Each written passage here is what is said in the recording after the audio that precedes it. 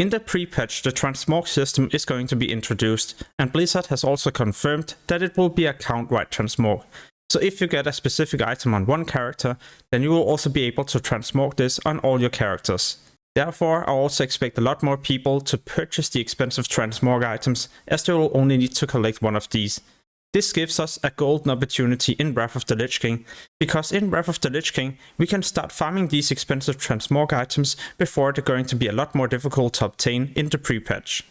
So the first zone I would highly recommend you to head to is going to be Silithus. There's going to be 3 camps where we can find these Twilight enemies.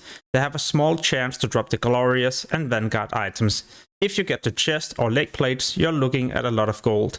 The legs is probably gonna be anywhere between 20 to 50,000 gold, where the chest is estimated to be around 5 to 10,000 gold.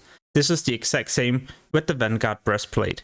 Therefore, I would also highly recommend you to scan for these items the next time you go to the auction house.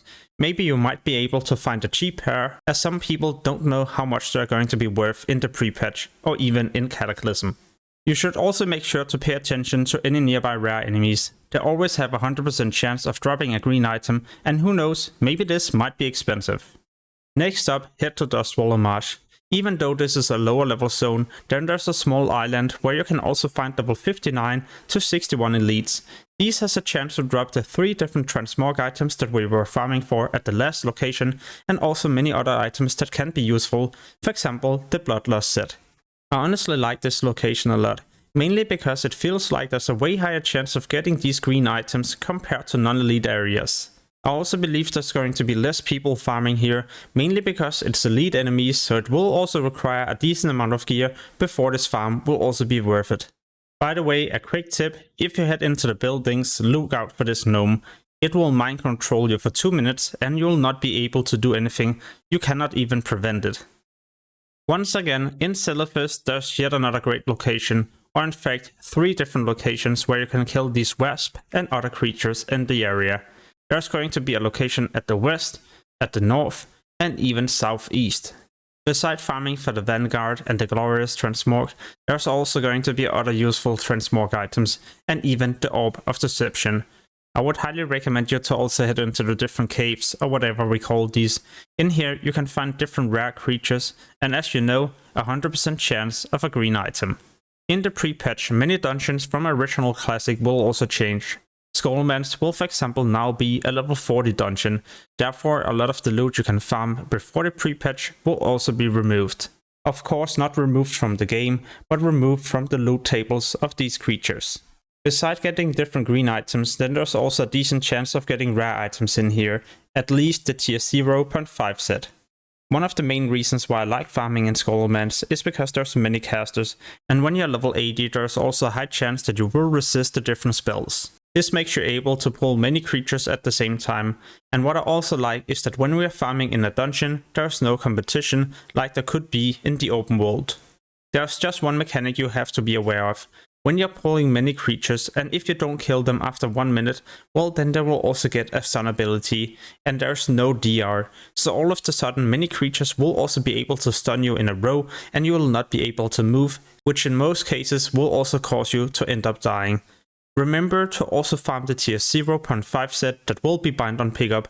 These you should collect for your own transmog, mainly because it's going to be a lot more difficult to obtain these in the pre-patch. You should also make sure to look out for the different world bosses in Outland, for example Doomlord Kazakh. Here you can obtain different epic items. Yeah, it's going to be a long respawn, but if you can manage to solo this or at least do it as 2 people, it will definitely be worth it.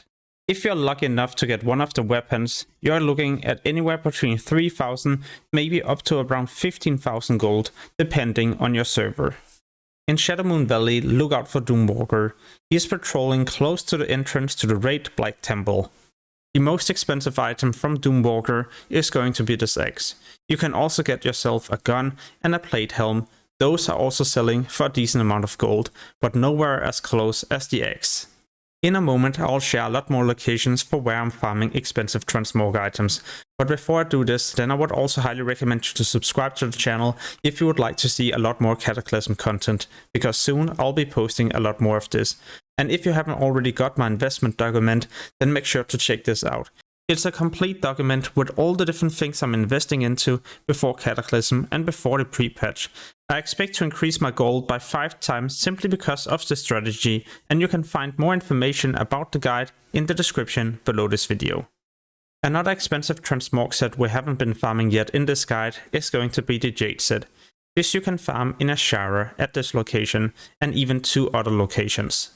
If you're lucky enough to either get the breastplate or the leggings, you're looking at around 5 to 15,000 gold for each item.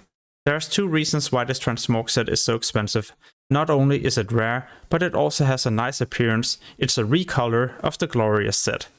Next up, another dungeon, Diamol, that is located in Ferralis. In here you can get the Bloodlust set, Glorious, and even Ironhide. I feel like many people underestimate this dungeon. Compared to the open world where you can maybe pull 4 or 5 enemies at the same time, then here you can easily pull 20 to 30 monsters, kill them even before that 1 minute timer where they also get the stun effect. So when we combine a dungeon where there's no competition, together with many different items we can also sell for a high amount of gold, then this is definitely the dream. Of course, if we are lucky enough to get the Transmog items. There's 2 things to be aware of when you do the dungeon. If you're pulling way too many enemies, there's also an AoE cap, resulting in you doing way less AoE damage. And on top of this, there's also going to be different creatures with CC abilities, for example, a 6-second stun. By the time you get bored of dungeon farming, then you could always go back to the open world and look for different rares.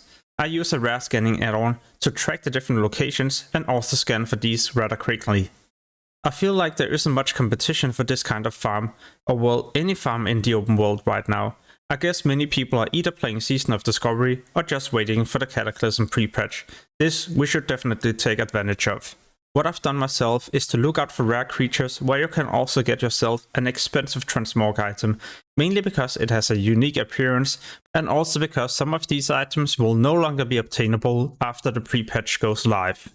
There's a decent amount of these rare creatures in the open world, and why the loot will be removed is gonna be because either the rare will be removed from the game or the loot table will change because it's going to be reduced in level. No matter what you end up doing, then I have one more advice to give you.